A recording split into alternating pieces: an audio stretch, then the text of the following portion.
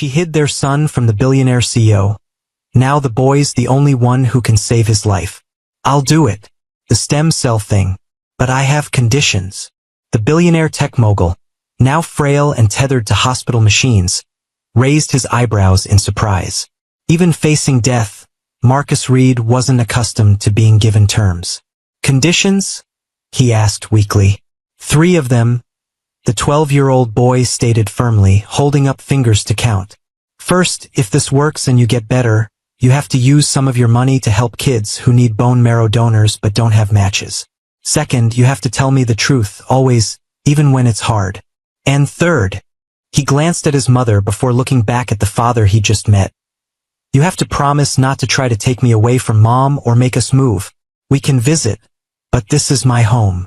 Have you ever wondered what it would take for a child to negotiate with the father he never knew? A father who now needs him to survive?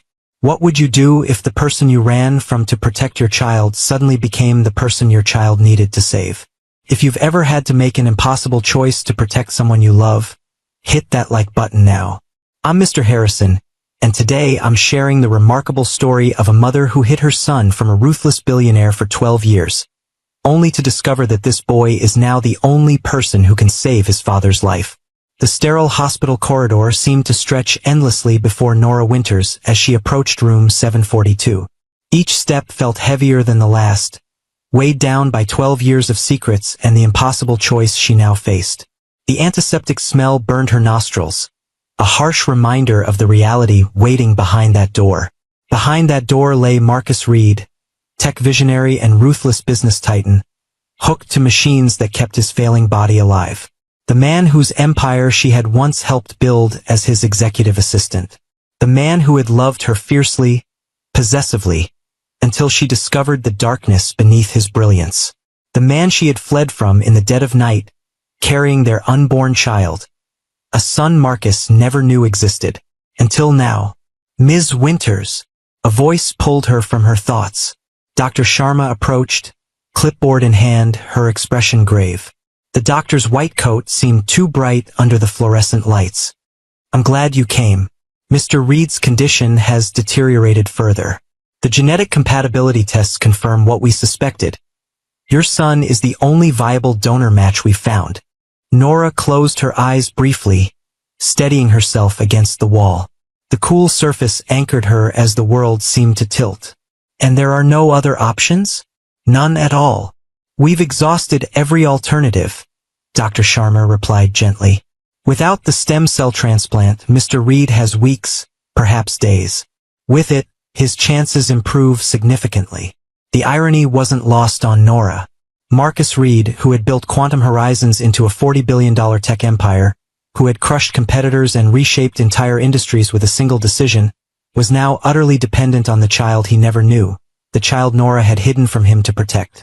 I need to see him first, Nora said. Alone. Dr. Sharma nodded. Of course. He's conscious but sedated. I should warn you, he's not the man you remember. Nothing could have prepared Nora for the sight that greeted her when she finally entered the room. The steady beep of monitors created an eerie rhythm in the otherwise silent space. Marcus Reed, once commanding, vibrant, intimidating in his sheer force of will, lay diminished against white hospital sheets. His once powerful frame had withered, his bronze skin now ashen, his sharp features hollowed by illness. Only his eyes remained unchanged, that piercing cobalt blue that had always seen too much. Nora. Her name on his lips was barely a whisper, yet it carried the weight of their complicated history. They said you might not come. I almost didn't, she admitted, remaining near the door, maintaining the distance that 12 years had carved between them. Her fingers clutched her purse strap, needing something to hold on to. Yet here you are. A ghost of his former smile crossed his face. Still the most unpredictable woman I've ever known. Marcus, Nora began, then faltered. How to condense 12 years of absence into words. How to explain the fear that had driven her away, the desperate need to protect her child from the ruthlessness she had witnessed in the man she once loved. They told me, he said simply, saving her from the explanation. About the boy. About Leo. The sound of her son's name on Marcus's lips sent a chill through Nora. "How did you find us?" "I didn't." A bitter laugh escaped him, ending in a ragged cough that shook his entire frame. "Ironic, isn't it? 12 years searching, using every resource at my disposal. And in the end, it was my failing body that led me to my son." He paused, studying her with those penetrating eyes. "Why, Nora? Why did you run?" The question hung between them, unanswered for so long. Nora moved closer, finally taking the chair beside his bed. The vinyl squeaked beneath her as she sat. "You remember the Westlake acquisition?" she asked quietly. Understanding dawned in his eyes. "You saw the board meeting." "I saw everything," Nora confirmed. "I saw you destroy a man who trusted you, who considered you a friend. I watched you dismantle his company piece by piece, put 500 people out of work, all while promising him you were there to help." She met his gaze unflinchingly. "I saw the real Marcus Reed that day, a man who would sacrifice anything, anyone to win." "Business isn't personal," he said, the words automatic, rehearsed. "Everything is personal, Marcus. That's what you never understood." Nora's voice softened. "I was carrying your child. I couldn't bear the thought of raising him in your world, watching him become like me." Marcus finished, no accusation in his tone, only a weary acceptance. "Yes." Silence settled between them, filled only by the rhythmic beeping of monitors and the mechanical whoosh of machines keeping Marcus alive. A nurse passed by the door, her soft-soled shoes squeaking on the polished floor. "Is he?" Marcus hesitated, vulnerability showing through cracks in his carefully constructed armor. "What is he like, our son?" Something in Nora's chest tightened at the question, at the genuine longing in Marcus's voice. "He's brilliant like you, sees patterns others miss. But he's kind, Marcus. Deeply, instinctively kind in a way that can't be taught." She smiled despite herself.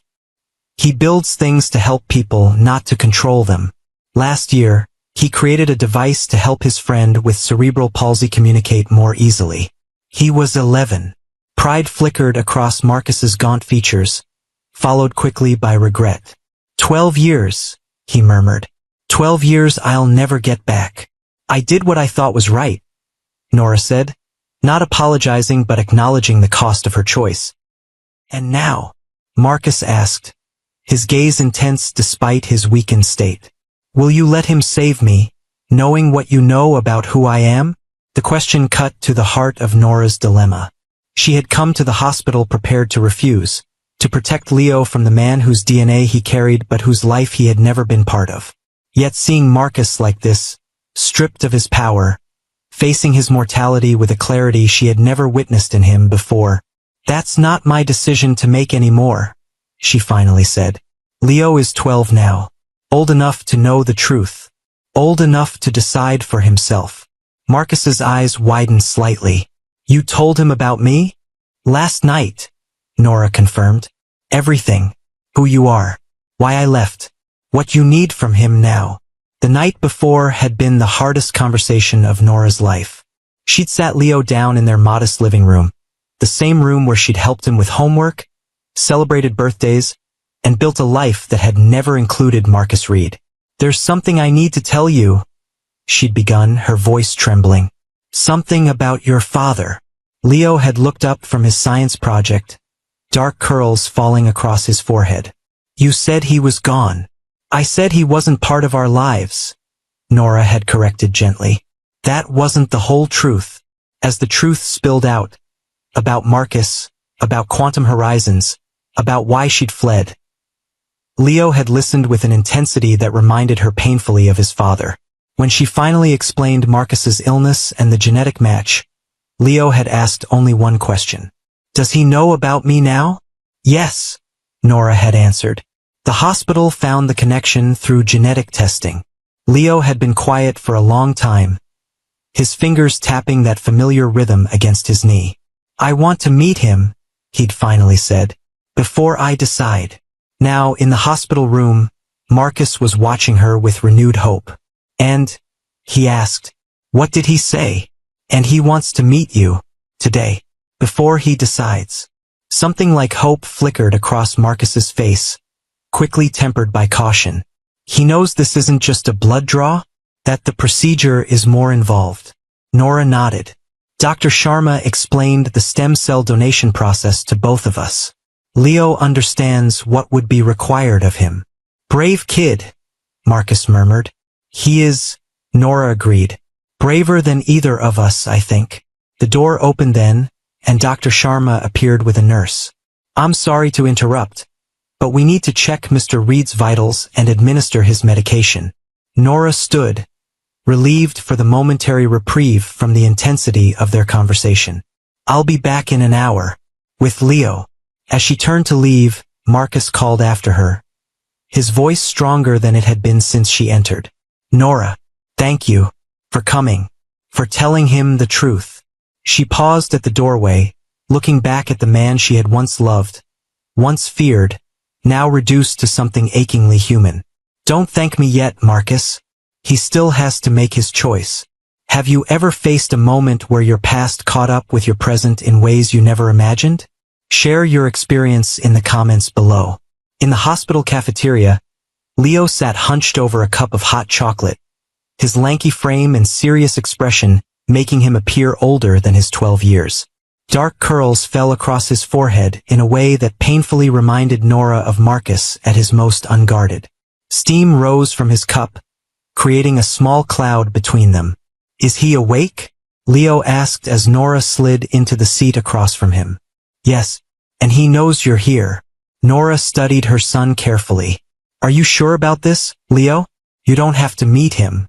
You don't have to do this. Leo's fingers tapped a restless rhythm against his cup, a habit he'd had since childhood when processing complex thoughts. Did you love him before you left? The question caught Nora off guard. In all their conversations about Marcus, Leo had never asked this. Yes, she answered honestly. I loved him very much. Then why were you so afraid of him? Nora chose her words carefully. I wasn't afraid of him exactly. I was afraid of what he might teach you without even trying. Your father lives by different rules, Leo. He believes winning justifies any means. That power is its own morality. And you think I'd become like that? Just because he's my father. There was no accusation in Leo's tone, only genuine curiosity. His eyes, so like Marcus's in color but softer in expression, searched her face. No, Nora said softly. That's what I realized last night. Watching you process everything I told you. You've always had your own moral compass, Leo. Even as a little boy. Leo nodded, absorbing this. The cafeteria hummed with quiet conversation around them. A normal day for everyone else while their world tilted on its axis. I want to meet him, he said finally. Not just because he's sick or because he needs something from me, but because he's part of who I am. I need to see for myself. Nora reached across the table, squeezing her son's hand. Then let's go. The walk back to Marcus's room felt both too long and too short. Outside his door, Nora paused, turning to Leo. Ready? Leo straightened his shoulders, a gesture so reminiscent of Marcus preparing for a crucial negotiation that Nora's breath caught. Ready. They entered together, Nora slightly behind, allowing Leo to lead this moment that belonged primarily to him. Marcus had been propped up slightly in bed, an apparent effort to appear stronger than he was. His eyes, however, were fixed entirely on Leo, taking in every detail of the son he had never known with an intensity that seemed to fill the room. Hello, Leo, Marcus said, his voice steadier than it had been with Nora. I'm Marcus. Leo moved forward slowly, studying the man in the hospital bed with equal intensity. You look like me, he said simply. Or I look like you, I guess. A smile touched Marcus's lips. The Reed jawline. My father had it too. Did he teach you? About business and stuff? Yes, Marcus answered, something darkening in his expression. Though perhaps not the lessons I needed most. Leo moved closer, perching cautiously on the edge of the visitor's chair. Mom says you build things that change the world. I built a company, Marcus corrected gently. Whether it changed the world for better or worse depends on who you ask. The honesty of this response seemed to surprise Leo. Would you do it differently? If you could start over? The question hung in the air, weighty with implications beyond a simple business strategy. Marcus's gaze flickered briefly to Nora before returning to Leo. The machines continued their steady rhythm, marking time in this suspended moment. Yes, he said finally. There are many things I would do differently. Leo nodded, as if confirming something to himself. Then, with the directness only a child could manage. Are you scared? Of dying? Leo, Nora began, but Marcus raised a hand. It's a fair question, he said. And yes, I am scared. Not of death itself, perhaps, but of leaving nothing behind that matters. His eyes held Leo's. Of never having the chance to know my son. Something shifted in Leo's expression, a recognition of the truth in Marcus's words. He was silent for a long moment. Then, I'll do it, the stem cell thing, but I have conditions. Marcus's eyebrows rose slightly, a flash of his old self showing through. Conditions. 3 of them, Leo confirmed, holding up fingers to count.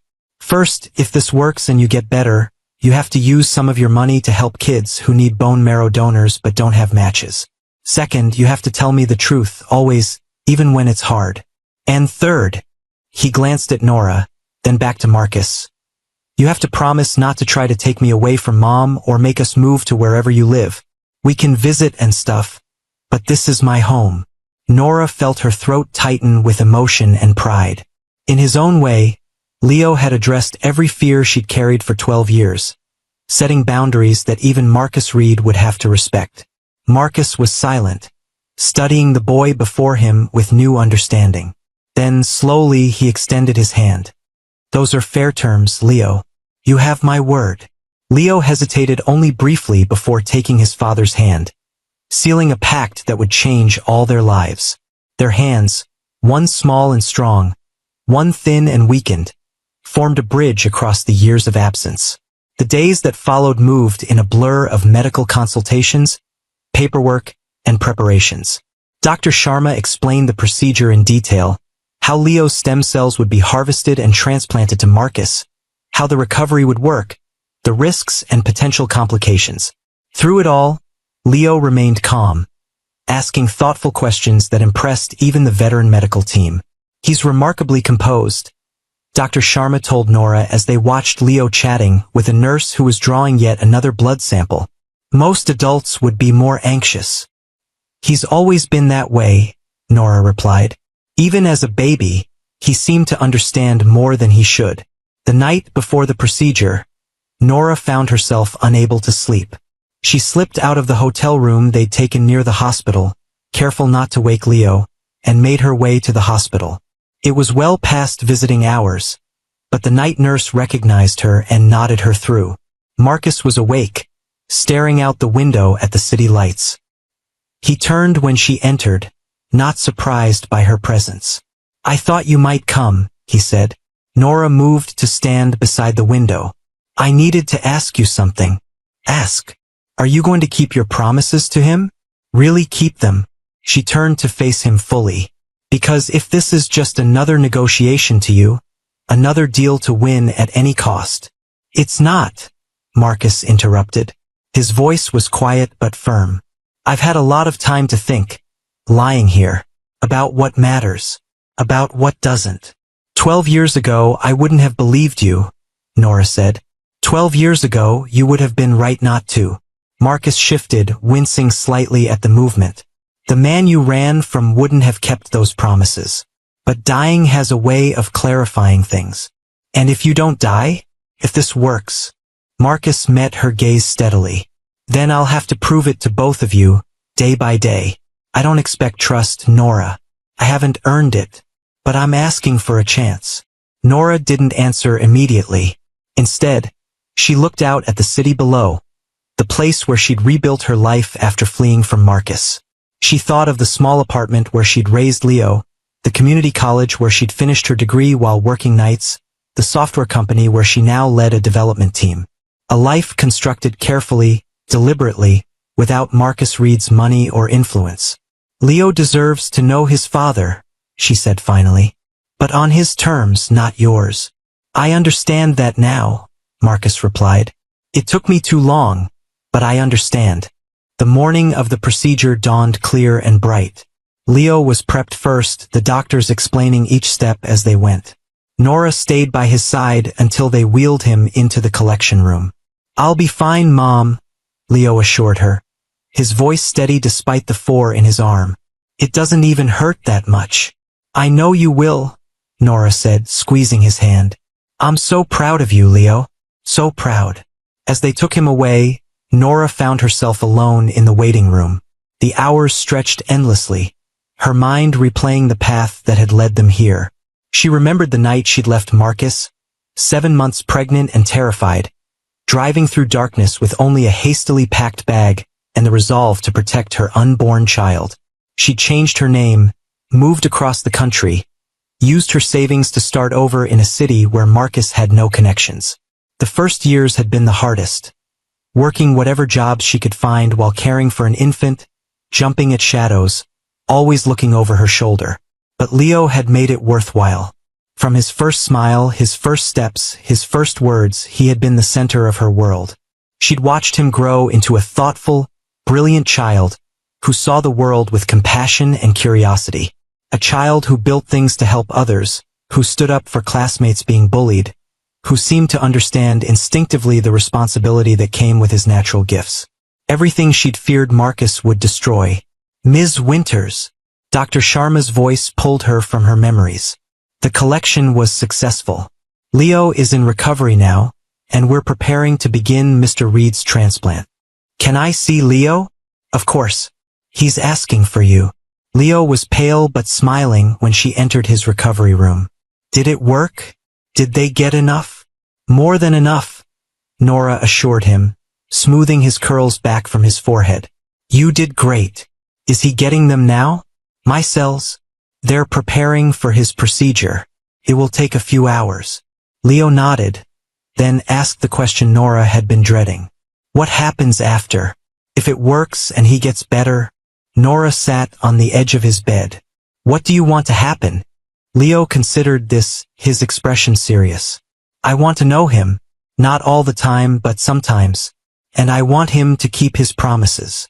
I think he will, Nora said, surprising herself with the realization that she meant it. People can change, Leo. Sometimes it takes something dramatic to make them see what matters, but they can change. Like almost dying? Like almost dying, she agreed. And like meeting you. The next days were critical for Marcus. The transplant itself went smoothly, but the real challenge was whether his body would accept Leo's cells, whether the new immune system would take hold without attacking Marcus's organs. Leo recovered quickly from the donation procedure and insisted on visiting Marcus daily, even when his father was too weak to do more than acknowledge his presence with a slight nod. He needs to know I'm here, Leo explained to Nora, even if he can't talk much. A week after the transplant, Dr. Sharma delivered cautiously optimistic news. The preliminary indicators are positive. His body is accepting the new cells, and we're seeing the first signs of immune system recovery. So it's working? Leo asked eagerly. It appears to be, Dr. Sharma confirmed. There's still a long road ahead, but this is a very encouraging start. That afternoon, when they visited Marcus, he was sitting up in bed for the first time since the procedure. His face was still gaunt, his movements slow and careful, but there was new life in his eyes. The doctor says it's working, Leo announced as he entered the room. She says your numbers are good. Thanks to you, Marcus replied. His voice was weak but clear. I hear you're quite the celebrity in the pediatric ward. Something about teaching the kids there how to build robots from medical supply containers. Leo shrugged, but couldn't hide his pleased smile. They were bored, and the containers were just sitting there in the recycling bin. Innovation from available resources, Marcus nodded approvingly. The mark of a true entrepreneur. Or just a kid who likes building stuff, Leo countered. Marcus laughed softly. Fair point. As Leo launched into an explanation of his makeshift robot design, Nora watched the interaction with mixed emotions. There was no denying the connection forming between father and son, a connection based on shared intellect and curiosity. Yet she couldn't help the flicker of worry. Would Marcus's influence eventually overshadow the values she'd worked so hard to instill? As if sensing her thoughts, Marcus glanced her way. Something in his expression, a recognition, an acknowledgement, eased her concern slightly. This wasn't the Marcus Reed who had ruthlessly dismantled Westlake Technologies. This was a man humbled by illness, by dependency, by the discovery of a son who had been raised to value more than just winning. "Leo," Marcus said, interrupting his son's enthusiastic description of gear ratios, "have you told your mother about your idea for the foundation?" Leo straightened, suddenly serious. "Not yet. I wanted to make sure you were really going to do it first." "What foundation?" Nora asked. "Remember my first condition?" Leo turned to her. "About helping kids who need donors but don't have matches?" "Marcus, Dad, and I have been talking about starting a foundation that would fund research and donor registries, especially for mixed-race kids like me who have a harder time finding matches." "It was Leo's idea," Marcus added. "I'm just providing the funding and some business structure. He's the visionary." The pride in Marcus's voice was unmistakable, but it wasn't the possessive pride Nora had feared. It was something simpler, more genuine, the pride of a father recognizing his child's inherent worth, not as an extension of himself, but as a unique individual. "That sounds wonderful," Nora said, meaning it. "When did you two have time to plan all this?" "During the robot building," Leo explained. "Marcus can't do much yet, but he can talk. And I had ideas." "He certainly does," Marcus agreed. "Quite remarkable ones." As Leo continued outlining his vision for the foundation, Nora found herself thinking about the strange journey that had brought them to this moment. 12 years ago, she had fled to protect her unborn child from Marcus Reed's influence. Now, that child was not only saving Marcus's life but potentially transforming it, teaching the ruthless CEO lessons about purpose and legacy that no business school could impart. 2 months later, Marcus was discharged from the hospital. The transplant had been successful, though his recovery would continue for months. He had rented an apartment near Nora and Leo's home, a modest place by his standards, but close enough for regular visits as he regained his strength. "You could have stayed at the Westlake Plaza Hotel," Nora remarked when she and Leo first visited the apartment. "I'm sure the presidential suite would have been more comfortable than this." Marcus shook his head as he carefully lowered himself onto the couch. "Too many stairs. Too many people. This is better." He glanced around the simple space. "Besides, it's closer to Leo's school." Leo had already disappeared into the kitchen, investigating the contents of the refrigerator. "You have like no food," he called out.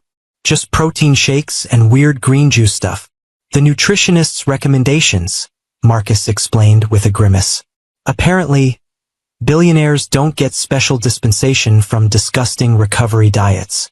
Nora found herself smiling at his discomfort. There was something oddly satisfying about seeing Marcus Reed, who had once commanded 5-star chefs in his corporate dining room, reduced to medicinal green juices. "I could make a grocery list," Leo offered, returning to the living room. "Mom's teaching me to cook. I make pretty good pasta." "I'd like that," Marcus said, his expression softening. "Though I'm not sure how pasta fits into my approved foods list." "I'll figure it out," Leo assured him confidently. "I'm good at working around restrictions." As Leo settled on the couch beside Marcus, pulling out a tablet to start his grocery planning, Nora was struck by how natural they looked together. The physical resemblance was undeniable, the same jawline, the same way of tilting their heads when concentrating, but it was more than that. There was an ease between them that had developed surprisingly quickly, a connection that transcended the years of absence. "How's Quantum Horizons managing without you?" Nora asked, taking a seat across from them. "Better than I expected, honestly," Marcus admitted. "Eliza Chun is handling the CEO duties temporarily. She's been my COO for 5 years. Brilliant woman. Much better with people than I ever was." "Will you go back?" The question came from Leo, his eyes serious. Marcus considered this. Not in the same way. The board has suggested a less intensive role, Chairman, perhaps focusing on long-term strategy rather than day-to-day operations. He smiled slightly. Apparently nearly dying has made them reconsider the wisdom of having a workaholic CEO with no succession plan. And what do you think about that? Nora pressed. I think. Marcus paused, choosing his words carefully. I think I've spent 20 years building something that consumed every part of my life. And now I have a chance to build something else. Something more important. His eyes met Nora's, then shifted to Leo. The message was clear. The Reed Stem Cell Foundation launched 3 months later, with Leo proudly standing beside Marcus at the press conference. Nora watched from the sidelines as her son explained to reporters his vision for expanding donor registries in underserved communities. My dad and I started this foundation because we know firsthand how important finding a match can be, Leo said, his voice steady despite the bank of cameras. But we also know that many people, especially those with mixed ethnic backgrounds, have a much harder time finding donors. We want to change that. Marcus, still thinner than his pre-illness days but regaining his strength, added, the foundation will fund research, donor drives, and support services for families navigating the transplant process. Our goal is to ensure that no one dies waiting for a match that might exist but hasn't been found. The press ate it up. The billionaire CEO saved by the son he never knew existed, now working together to help others. What they didn't see were the private moments. Marcus learning to be a father, Leo cautiously allowing him into his life, Nora navigating her own complex feelings about the man who had once driven her to flee across the country. It wasn't always smooth. Marcus occasionally slipped into his old commanding ways, particularly when foundation business intersected with his corporate world. Leo pushed back when necessary, reminding his father of their agreement.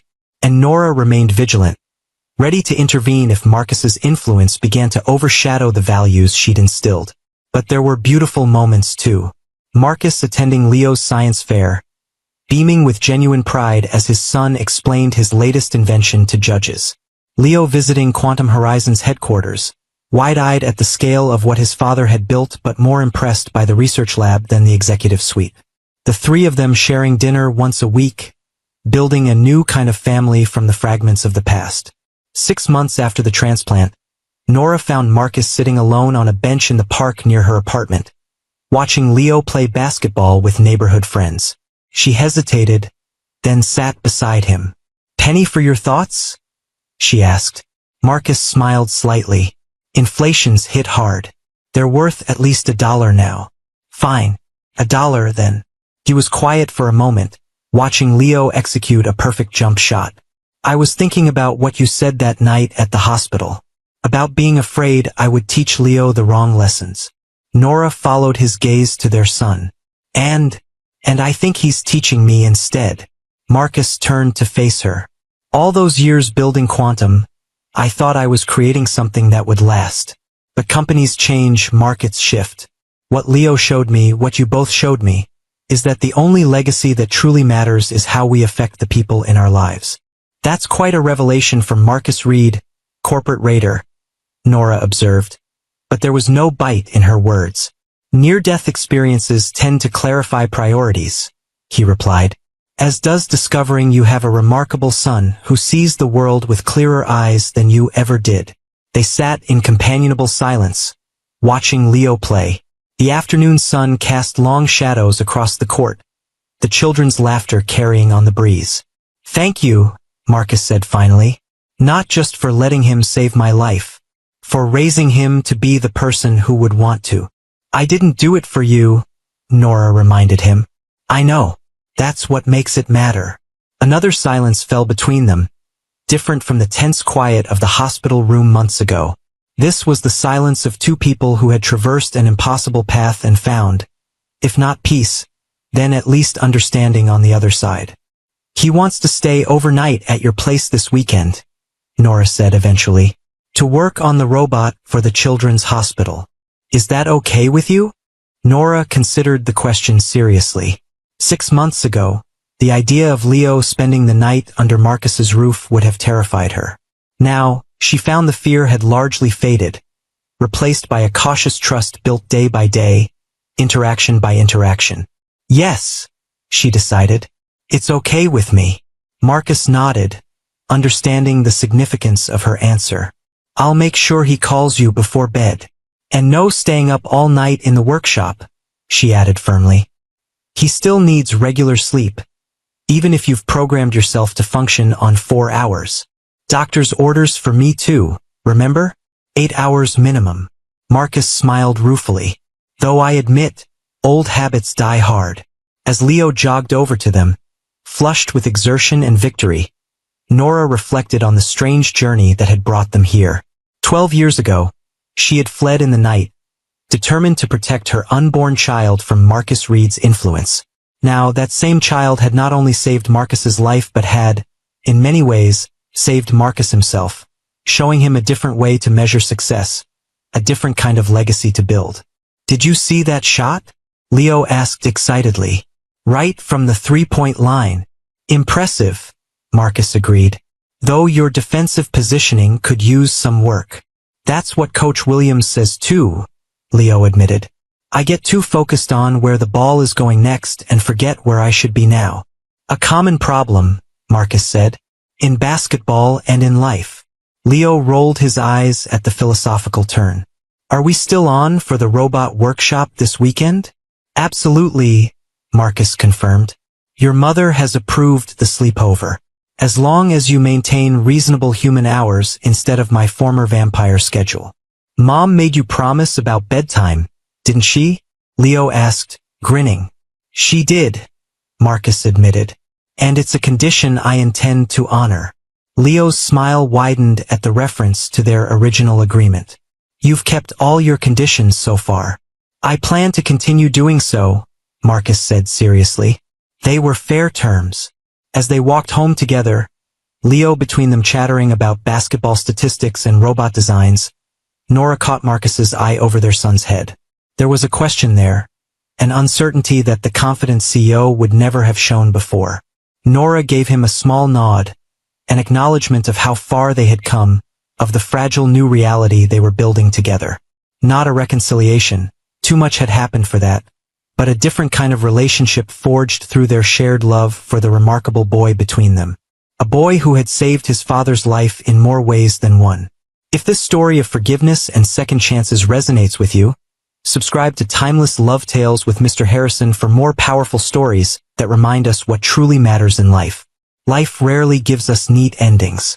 For Nora, Marcus, and Leo, their story wasn't ending but evolving, day by day, choice by choice.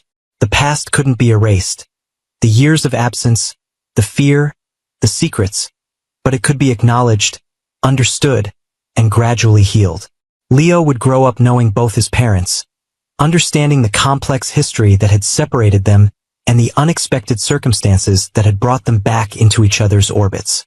He would carry his mother's compassion and his father's vision, tempered by the wisdom to use both for good. Marcus would continue his recovery, both physical and spiritual, learning to measure success not by acquisitions and market share but by moments of connection and purpose. The Reed Stem Cell Foundation would become his true legacy, helping thousands of families find the matches they desperately needed. And Nora would gradually release the fear she had carried for so long, watching carefully as Marcus proved, day after day, that his promises to Leo were more than negotiation tactics. They were commitments he intended to honor for the rest of his life. Sometimes the people we run from are exactly the people we need to face. Sometimes the secrets we keep to protect those we love become barriers to the healing they need. And sometimes the most unlikely circumstances, even a life-threatening illness, can open doors to redemption and second chances we never imagined possible. As Leo had said that first day in the hospital, looking at the father he had just met, "You look like me, or I look like you, I guess." Identity, legacy, connection. These were the threads that had finally woven 3 separate lives into a new pattern. Not perfect, not without complications, but authentic and, in its own way, beautiful. In the end, it wasn't about hiding or revealing, fleeing or returning. It was about finding the courage to face the truth, whatever it might be, and building something new from what remained. That was the real transplant that had taken place. Not just stem cells from son to father, but hope, forgiveness, and the chance to begin again.